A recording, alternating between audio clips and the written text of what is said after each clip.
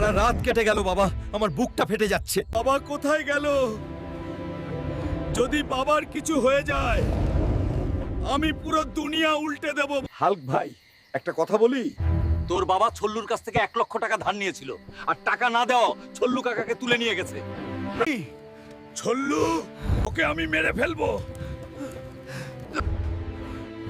এ বল্টু,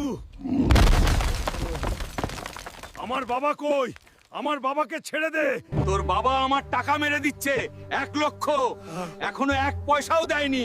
বেটা, আমাকে মাফ করে দে। তোর বোনের বিয়ের জন্য টাকা নিয়েছিলাম, আমি পারিনি শোধ করতে। বাবা, তুমি চুপ থাকো, তোমার কিছু হবে না। আমি যেভাবেই হোক 1 লক্ষ এনে দেব। এখন আমি 1 লক্ষ টাকা কিভাবে পাবো?